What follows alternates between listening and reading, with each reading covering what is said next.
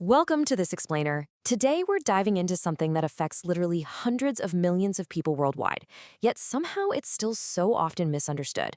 We're exploring the dual burden of arthritis. And honestly, right now, as our global population ages and chronic stress is hitting all-time highs, understanding this condition has never been more absolutely crucial.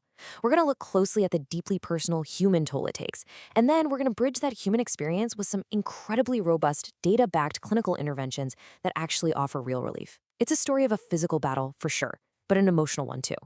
To really get this, we've got to start with the human reality. Consider these words from Eileen Davidson, an advocate living with rheumatoid arthritis. She says, "Living with rheumatoid arthritis for the last decade has been a journey fraught with challenges, both physical and emotional. The impact extends beyond physical symptoms, significantly affecting my mental health." I mean, her exact words just perfectly capture the devastating reality here. Chronic joint pain doesn't just happen in a vacuum. It lives in the body, but it weighs so incredibly heavily on the mind. And her story brilliantly illustrates how these health battles kind of compound over time.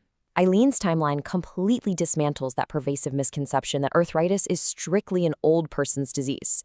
Think about this. At age 26, she faced a postpartum depression diagnosis. By 28, she was navigating the intense stresses of life as a single mother to a toddler. And right then, at age 28, she got her rheumatoid arthritis diagnosis. She was forced to simultaneously battle for her emotional well-being and her physical health. Section 1. More than just joint pain. The two fronts. Because managing a chronic illness like this really is a war fought on two totally distinct fronts, the emotional mind and the physical joints. So to understand these two fronts, we really need to clarify exactly what we mean when we say arthritis, because the physical mechanics matter immensely. On one side, we have osteoarthritis, or OA. This is driven by the physical degeneration of cartilage and tissues in the joints, primarily due to things like aging, a joint injury, or obesity. On the other side, we have rheumatoid arthritis, or RA, which is the condition Eileen battles. Now, this is a much different beast. It's a systemic, inflammatory autoimmune disease where the body's immune system literally attacks its own tissues, and it affects about 18 million people globally. Section 2. The mechanics of cartilage breakdown. Let's actually zoom in on those physical joints, specifically looking at the mechanics of what happens when that crucial cartilage begins to break down and degrade, which is the absolute hallmark of osteoarthritis. The scale of this structural breakdown is staggering. Osteoarthritis isn't just some common ache. It is a massive, growing global crisis.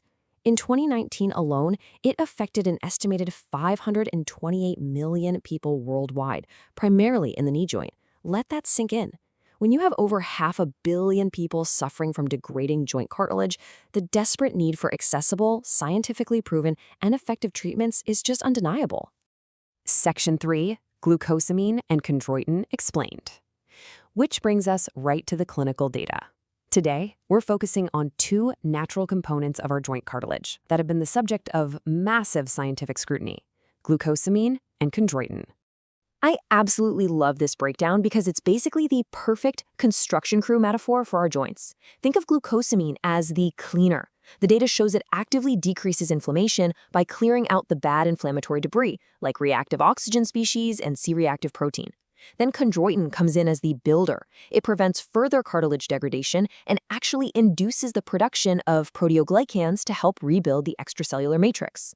So glucosamine sweeps up the mess, and chondroitin fortifies the foundation. Section 4. What the data shows. But hey, we aren't just relying on fun metaphors here. To understand if this construction crew actually gets the job done in the real world, we need to look at the hard scientific consensus from a major systematic review of the clinical literature. Let me just anchor this data for you with a number that should honestly make your jaw drop. The research we're looking at encompasses over 4 million participants. No way, right? This isn't some small, isolated trial. This is an incredibly vast pool of human data evaluating exactly how these supplements perform. And the quality of this data is just as impressive as the sheer quantity. The systematic review evaluated 146 distinct studies, and nearly 60 of them were randomized controlled trials, or RCTs. In the scientific community, the RCT is the absolute gold standard. So you can be totally confident that the clinical consensus we are about to look at has been rigorously vetted. And wow, the results pack an undeniable punch. Out of 113 studies specifically measuring efficacy, an overwhelming 102 reported positive outcomes. That means in over 90% of these evaluations, patients taking glucosamine and chondroitin experienced measurable, significant benefits. Now, how did they actually measure those benefits? They didn't just casually ask people if they felt vaguely better. They used highly validated, standardized clinical questionnaires. 56 studies used the WOMAC index, which specifically measures pain, stiffness, and physical function. 55 used the visual analog scale for pain intensity, and 21 used the Laquisse index for daily living activities. Every single improvement was statistically tracked and documented. So here is the crucial point. These benefits aren't just subjective feelings of well-being. The studies showed measurable biological improvements in the patient's actual blood work. These supplements physically reduced severe inflammatory blood markers, dropping levels of C-reactive protein, interleukins, and tumor necrosis factor. They even slowed down the specific enzymes like MMP3 that are responsible for breaking down cartilage. It's like the cleaner and builder were objectively caught on camera doing their jobs. Section 5. Safety and optimal dosing. Of course, knowing something works is only half the battle, right? We also need to know if it's safe to take long-term and exactly how to take it to get these specific results. Well, the safety profile here is incredibly reassuring. Out of 107 safety studies reviewed, 80, so the vast majority, found minimal to absolutely no adverse effects.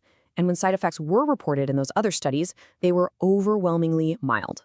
Guys, this is a massive clinical advantage. Traditionally, joint pain is treated with NSAIDs, things like ibuprofen or naproxen.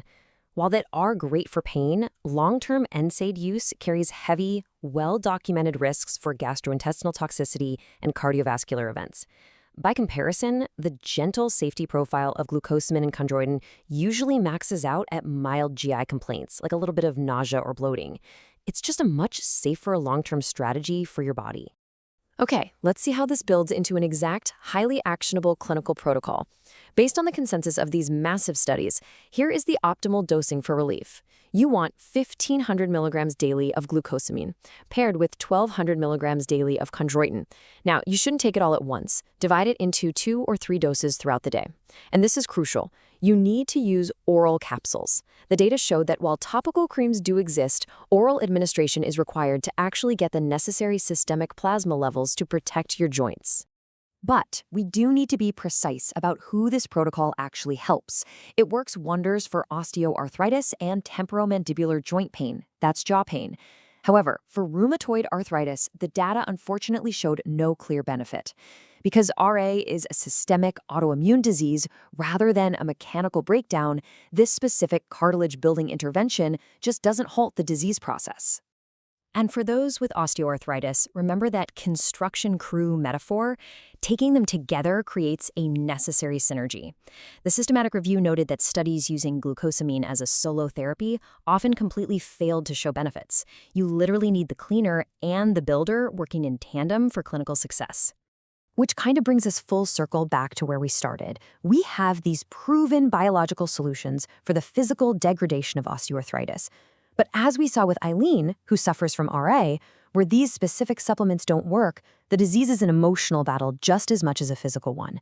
If we have the data to treat the physical joint, how can we use that exact same rigorous empathy to shift our approach, validating the mental burden and truly healing the whole person?